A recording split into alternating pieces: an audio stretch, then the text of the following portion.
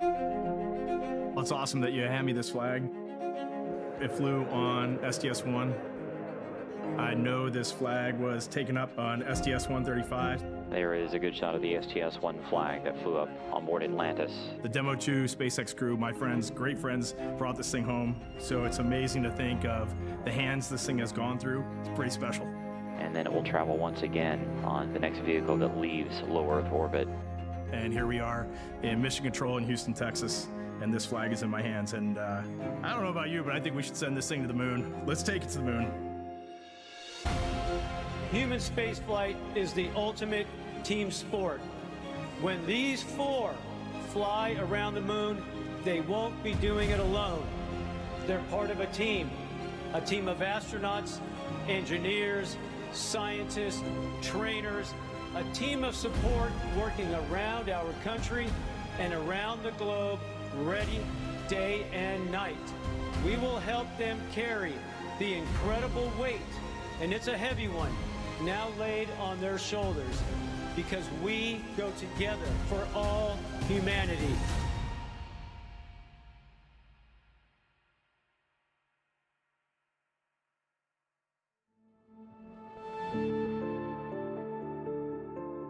NASA has a rich history of test flights, and we do it for a reason. It goes all the way back to Mercury, to Gemini, to Apollo, to Shuttle, STS-1, Station, where the two modules came together, and we put that first crew on. Demo 2 on SpaceX, a lot of work went into that. Starliner for the crew flight test. These are test flights, and they're test flights for a reason, because we're making sure that that vehicle's ready to go from an operational standpoint from that point further. And Artemis is no different. NASA was established to undertake big, bold endeavors in air and space, to undertake the near impossible. The next up is America's return to the lunar environment. What we learn from that mission is going to help enable America's return to the lunar surface. When we arrive to the moon, we're there to stay. Our mission calls for 4 names. It's difficult to pick just 4 from a group that by its very definition attracts the best and the brightest that humanity has to offer, as humanity looks to find its place among the stars. My name's Norm Knight. I'm the Director of Flight Operations at NASA Johnson Space Center. Well, let me tell you a little bit about what flight operations does. You could think of us as a service provider to the major programs at NASA, both for low Earth orbit and for our exploration goals to Moon and Mars. We plan, we train, and we go execute and fly the missions. Assigning a crew for a mission is complicated, I'll tell you that. We look at our experience base and we say, all right, here's the mission, in this case Artemis 2, higher risk, being a test flight, so what complement of experience base do we want on this mission? With a test flight, we typically like pilots that have test flight experience, test pilots. In addition to that, you look for cohesiveness with a crew. We need mission specialists on board that are able to do a lot of the tasks. We go look at an experience base within the office and say, who best can fit these needs? How can they work, or will they work together in an environment that's cohesive to aligning to the mission? And you end up with an experience base with those crew that then provide everything possible to guarantee mission success going forward. As head of flight operations, I have the privilege of getting to know each and every astronaut. The best part of my job, is that I'm surrounded by people who inspire, who give hope to those that might follow in their footsteps. I want to thank you all for sharing in this moment today, and thanks to our crew, Reed, Victor, Christina, and Jeremy, as they get ready to embark on this journey. It has been an amazing journey the last 2.5 years. We have just built a tremendous amount of trust between the 4 of us. This crew cohesion, we're at the point now where we are ready to go fly. For us, Artemis 2 is about much more than just going back to the moon. It is about the pursuit of excellence. If you want to go fast, go alone. If you want to go far, go together. And we are going together, and our mission success is built on handing off a starting point to Artemis 3 that sets our country and our partners up to go back to the surface of the moon. Sending machinery around the moon, beautiful machines, is a challenge. Adding humans takes it a giant leap forward. And there is a lot of work that goes into integrating people into the system. This is a very serious endeavor. This is absolutely a test flight. The last time we launched was more than 3 years ago. It did not have crew on it. It was not a completely like-for-like spacecraft on top of the SLS architecture. We basically invented all of the training for the Orion spacecraft and the rocket and put it all together, and now we're in the middle of giving all of that information to the crew to prepare them for the launch. For me, the heart of Artemis 2 are the individuals, the people that are on board that Orion capsule. They are going to represent us as humanity going out into space on this incredible journey. And to me, that's the real piece there, is the human element. I'm Reed Wiseman, a NASA astronaut and commander of the Artemis 2 crew. I guess if I'm going to answer who I am, first and foremost, I'm a dad. I was a pilot in the Navy. I'm an astronaut. I'm a lover of nature, lover of the Earth, and in general, I just try to be nice to people. I've known Reed a long time, and just an absolute great person. He is very strategic in his thought process. I consider him big picture. His leadership style is really obvious. He's looking for ways to let all of his really talented, experienced crewmates own parts of the mission. Over his career, Wiseman has spent over 165 days in space. In the office, he was the chief astronaut, which is a very tough job. More on the personal side, Reed's just a great guy.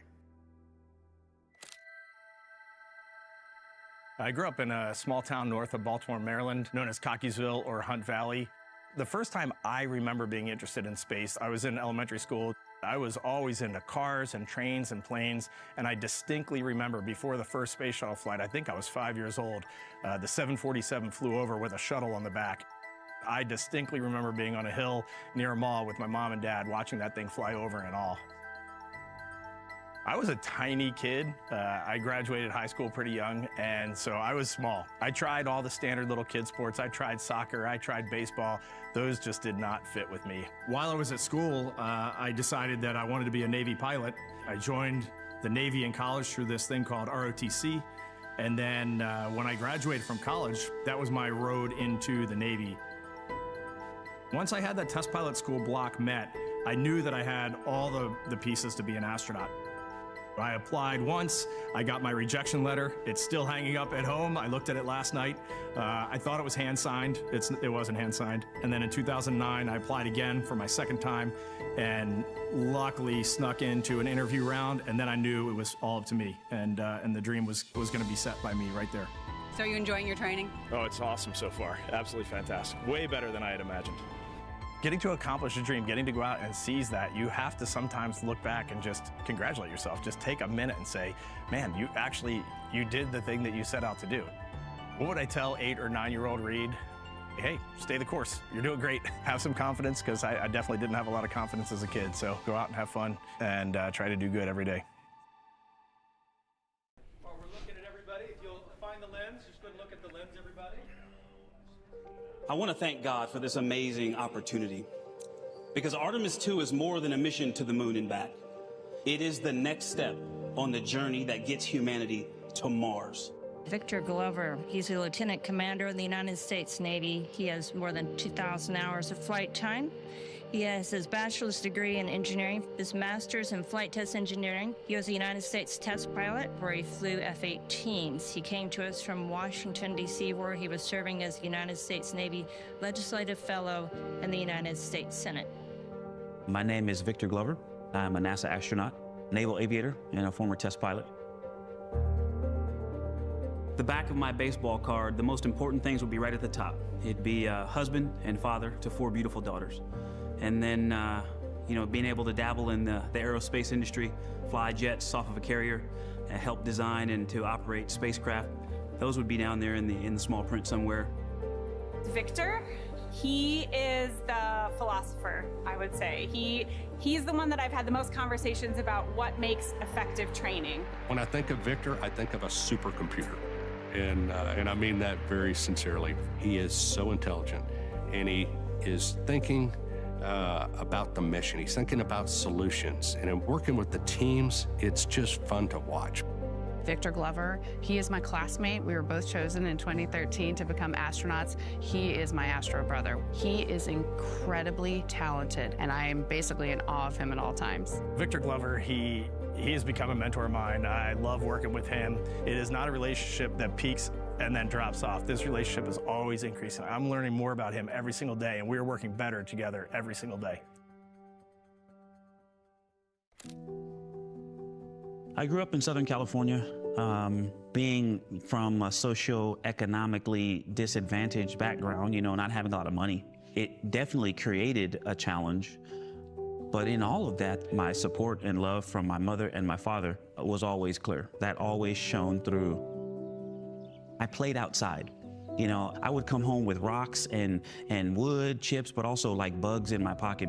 Just this idea to kind of go beyond and know what's next and see what's beyond it's just kind of always been there. Sometimes it wound up with me getting bumps and bruises, you know.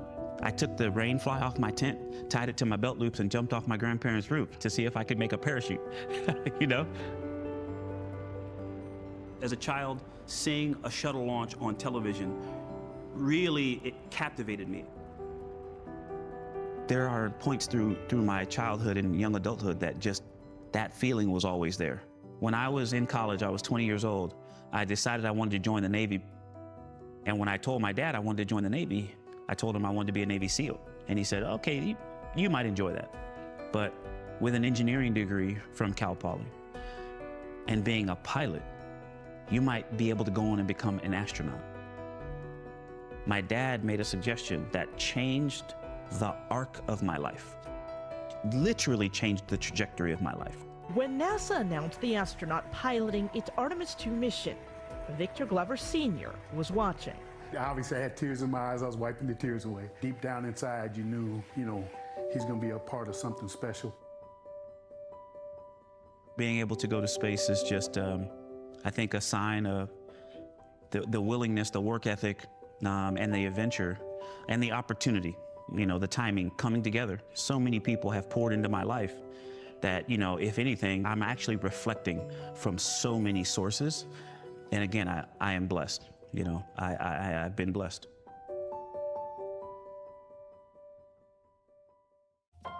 Look at this picture. Oh, yes. You were in space camp. I was. Yeah. How old were you? Do you remember? Probably middle school. And look at you now. She has a Bachelor of Science degree in Electrical Engineering from North Carolina State University, a Bachelor's in Physics, and a Master's in Electrical Engineering. She's also done some interesting expeditionary work, so please welcome Christina. Christina Cook, one of our mission specialists, a great person, just a great personality, easygoing, very detailed, and task-oriented. She is the person that makes sure that everyone walks away from some training with the right understanding. She speaks up and asks the question, and then usually the whole room is like, yeah, I had that question too. Christina, she brings a science mind to these activities. I'm so excited that she has the chance to go to the moon and help lead the science as a whole. First, she's just a great person. And then second, she is really outgoing, outdoorsy human being. So she is always off doing something that I wish I was off doing. Her background as an explorer and someone that just, lives to explore and loves life and adventure, space, she's a natural. Well, I was born in Michigan, family of farmers, and I ended up growing up in North Carolina. My particular family moved there, and both places were just incredibly important in terms of forming my values and who I am. I would describe that little girl as someone that loved to be a part of everything. My dad and I were always working in the shed. We called it shed heaven. He was always teaching me how to fix things, how to make things. For me, the moments of exploration as a child were ubiquitous. I was always exploring, whether it was on the farm, going around on the trails, under the trees, climbing the trees, or in my own backyard. The idea of celestial bodies, the moon, the stars, what all that meant, seeing the Milky Way, these were things that really drew me in. I myself was inspired by the Earthrise photo taken on Apollo 8. I had it on my bedroom wall as a kid. And the idea that we can take a picture of all of humanity at once, that will be a big moment. Christina Cook, your record holder. She is out, thumbs up, and a huge smile. She returns to Earth as a record holder, the single longest stay in space by a woman. What advice would you give to a girl my age who wanted to become an astronaut when they grow up? You know, I did have those conversations where small kids were surprised that I was an astronaut because, quote, I wasn't a guy, I wasn't a man. And for me, that sort of set the bit that it was important to demonstrate by representation that anything is possible for anyone who has a passion and who's willing to work hard to achieve that dream. To see that tide changing and to recognize that we can affect that change by the decisions we make to go by all and for all is really inspiring for me.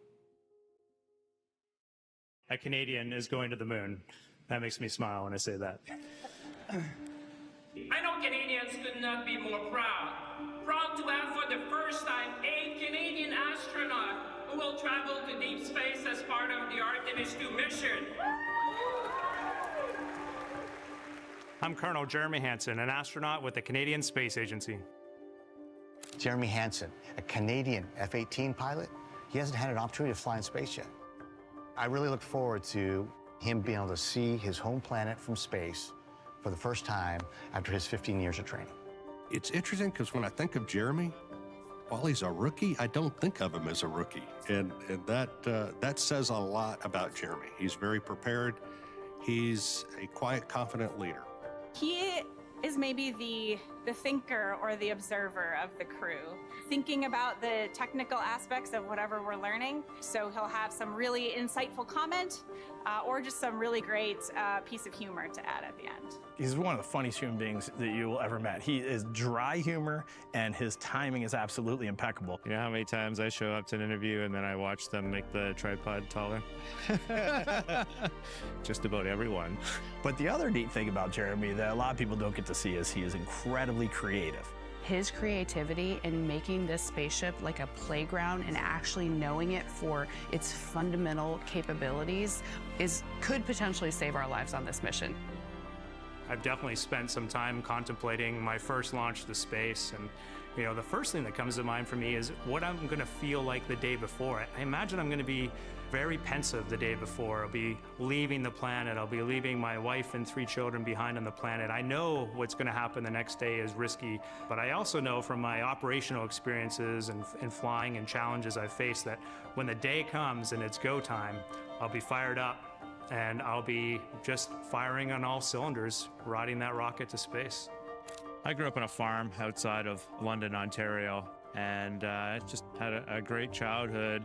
I really credit my experiences on the farm with giving me some of the tools I needed to succeed in life. I went on to join the Royal Canadian Air Force. I had this passion for wanting to fly fighter jets, and ultimately that prepared me to join the Canadian Space Agency and take on this challenge of being an astronaut.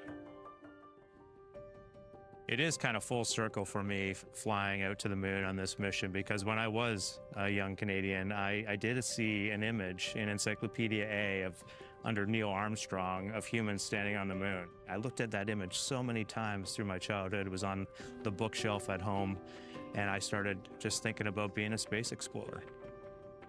I turned my treehouse into a spaceship. I created all these intricate dials made out of cardboard and popsicle sticks. I found some switches, circuit breakers in the barn that I mounted to have switches in my spacecraft. I had a control column I made out of wood and a hinge, and I was exploring space in my imagination. As a child growing up, I watched Marc Garneau fly in space, a first Canadian in space, and seeing that's what made me understand that it was possible for me to actually achieve that dream. You know, I'm driven by the spirit of exploration. I don't even know that I can tell you why, but there's just something about that going to a new place and pushing the limits that really captures my passion. Super proud that Canada is joining the US-led mission back to the moon, the Artemis mission. Just gratitude for what they brought to the challenge.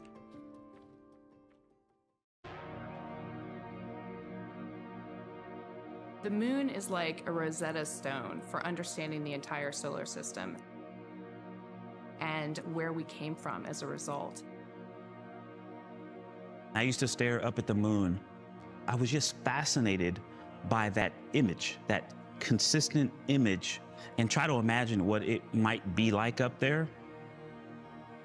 Just thinking kind of on a mental journey, like I'm just taking this spiritual flight through the cosmos. But there was just this interesting and significant connection with the moon. Everybody around the world has looked up at that exact same moon. The same side of the moon is always facing Earth, and we are always looking at that same picture. Some people are dreaming of it. For some, it's a religious symbol, a spiritual symbol. For some, it's a calendar. But we are always all looking at that same moon. It's one thing that every human has in common.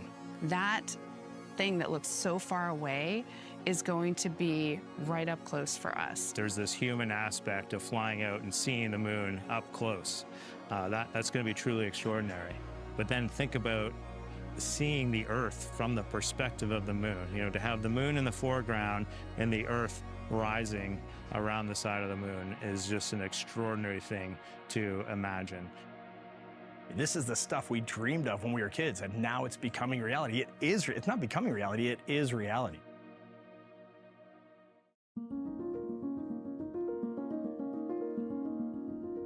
My name is Lakeisha Hawkins. I currently serve as Acting Deputy Associate Administrator here at NASA. We lead the agency's efforts for human exploration to the moon and to destinations further beyond the moon. I'm one of those kids who went to elementary school, and we had enrichment programs where we did some rocketry and some landing experiments. I remember them rolling the TV cart into the classroom, allowing all of us to watch shuttle launches and landings. We were also sitting in front of the TV during the Challenger incident. That was impactful to me. I was one who wanted to explore, but I also knew that there was risk, and I wanted to be able to help others do so safely. And so that's always been in the back of my mind. Test flight means extra risk, even more when you're flying to the moon. How much more dangerous do you personally feel going into this mission compared with your previous space flights or other high-risk endeavors? And how are you and your families dealing with it? I have a family. You know, I'm a husband and a father. And so my family, we're preparing the same way. We talk about everything. We talk about how we're feeling and work with them to prepare as much as I train. It's very exciting to fly crew, but it's also daunting, right? Because these are people who have families, moms, dads, kids, you know, dreams, aspirations, and they're putting their lives in our hands. You know, I look at this one as failure is not an option. That's kind of cliche, you know, but I was part of the Columbia accident investigation, and I've always remembered that. I think one of the biggest things that my leadership team and me have to overcome is the arrogance and the complacency that comes with the success that we have had, and to make sure that we leave no stone unturned. We all understand there's heightened risk with, that's the biggest thing. To put it simply, there's increased risk with a test mission because you have never done that before. I already knew going to the moon was hard. Administrator, you talked about it. Kennedy talked about it. That's why we're doing it. I already knew it was hard, but boy, it's harder than I thought. Spaceflight's not safe. Spaceflight's not safe. It's risky. You anticipate issues in cases of test flights that you work through. You've done everything you can, but again, it's a test flight. You're doing it for a reason. And so the challenge of that, and what sparks me about that, is this gives us a chance to really show what we've got and really show our ability to challenge ourselves. It has been a long, long time since we have sent humans all the way out to the moon. This is new for myself to experience spaceflight like this, and I think new to a lot of the world, so it's really exciting. My name is Jackie Mahaffey, and I am the Chief Training Officer for the Artemis II mission. My grandfather went to work for North American and Honeywell on Apollo control systems. So flying to the moon is a little bit in my blood, and after an aerospace engineering degree, I made it down here to Johnson Space Center. I started off as a flight controller in mission control, Everything I did was new things. It was inventing and developing. And so in the training world that I'm in now, it's the same thing for me. This is indeed a unique training flow. What's unique about this are the aspects of going deeper into space.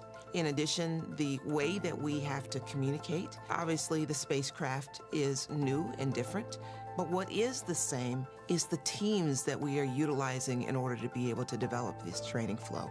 Most of the team here at Johnson Space Center have had some experience with the space shuttle and training crews for space shuttle missions. A lot of experience in the last 25 years training for the space station. But this whole idea of this small spacecraft, small capsule, and sending it as far as we do and making sure that the crew is equipped to handle things on their own if needed is something new for us. Artemis 2 is the first time we're flying this spacecraft, so the training materials have been developed while we've been taking the training. The way we're preparing for Artemis 2 at this moment is we're going through our initial simulations. So we're simulating our ground controllers here, our crew over in the mock-ups, talking back and forth, and really going through those draft procedures and flight rules with a fine-tooth comb. We do simulations in segments, but then we also do what we call a long simulation, which is let's actually practice what it actually looks like through the entire mission, which means through tanking, through countdown, through ascent, the return, as well as recovery, all of the sleeping and awake time. We do all of that in one block. For the Artemis 2 mission, we have 9 days to do everything that we need to do to test the vehicle and to prove out all of the mission objectives. We're much more focused on the crew understanding exactly the activities that they're going to see throughout the mission, where they might find things on board, and an understanding, hey, if something does go wrong, and it's important that both the astronauts and the team that supports them on the ground in Houston are ready to solve the problem quickly. Working with the teams to figure out the right answer for everything is literally a day-to-day activity, and it has been awesome. It's challenging, but it also means that this is a completely different animal.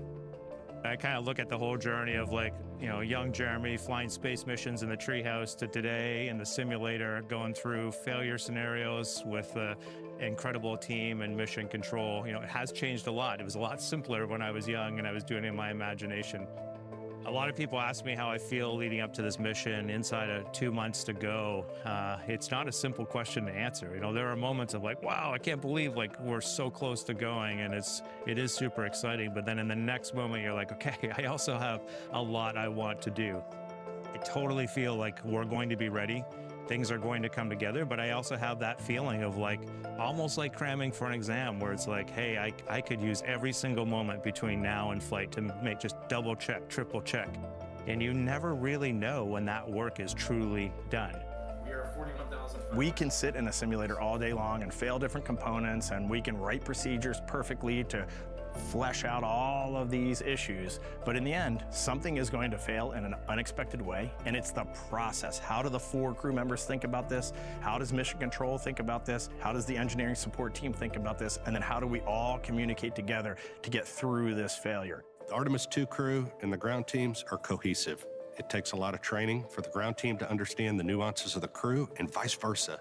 At the end of the day, they're mission focused.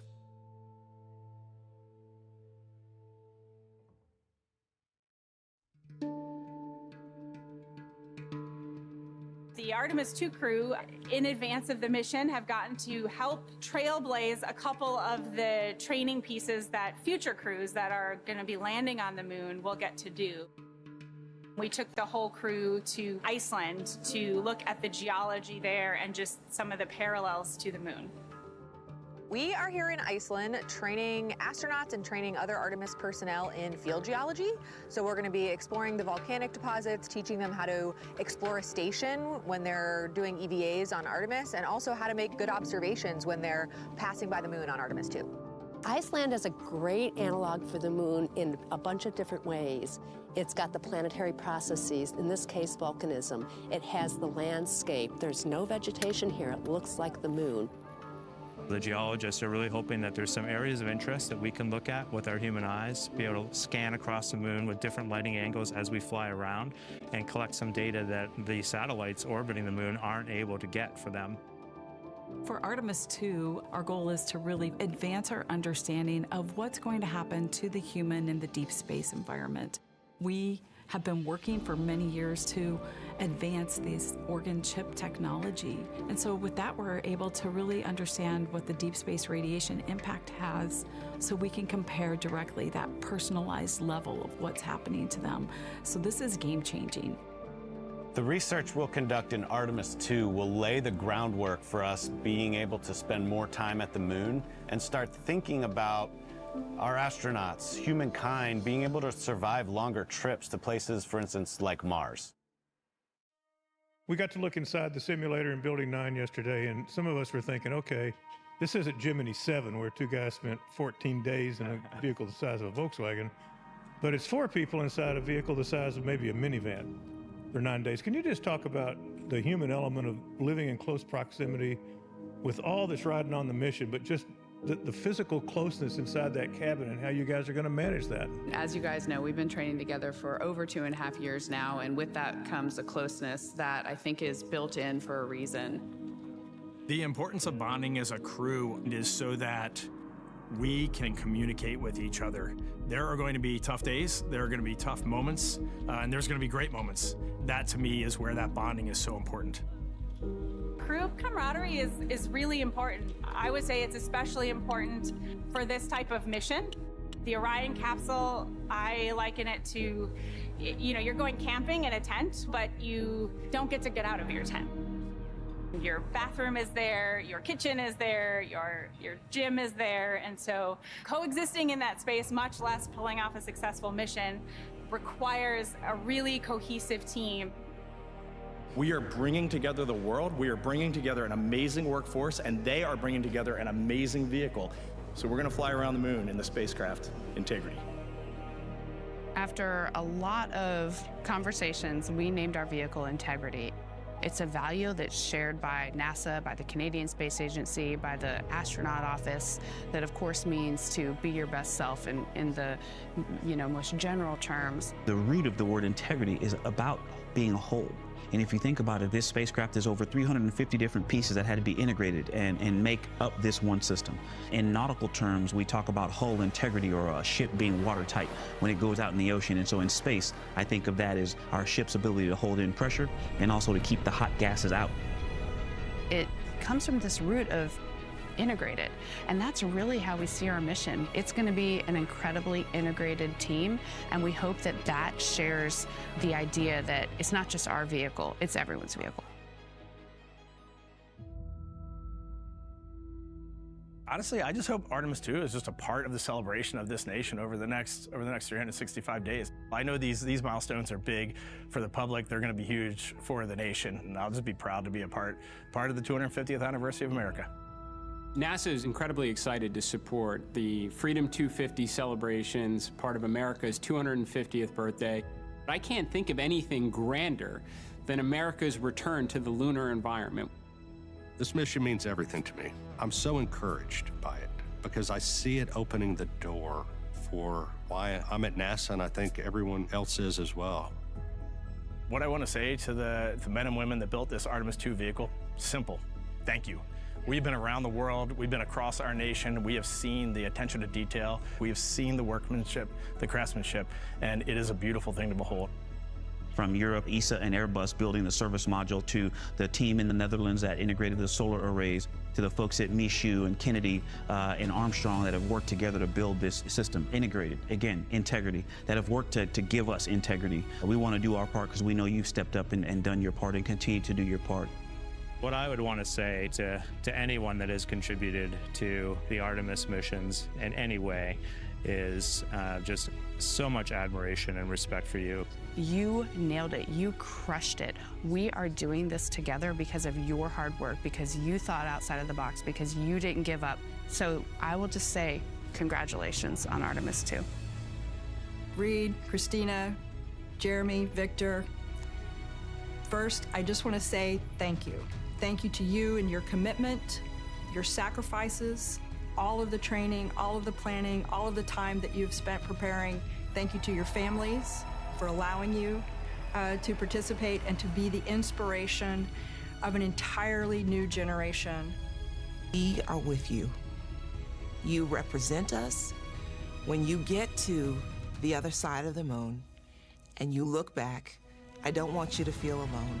I want you to know that there are thousands of us that are crowded inside that Orion spacecraft right with you. I want to express immense appreciation for the workforce. I also want to express my appreciation to the NASA pioneers that have given us the knowledge and the tools and the foundation to be able to embark on a mission like Artemis II for our return to the moon and beyond. To the four of us sitting here, the measure of success for Artemis II is seeing our colleagues on the lunar surface and then seeing people that are following in our footsteps walking on Mars and coming back to planet Earth. We are here to push forward with human exploration, open doors that have never been seen before, being able to take dreams and visions and turn them into reality. We are going to carry your excitement, your aspirations, your dreams with us on this mission. Artemis II, your mission.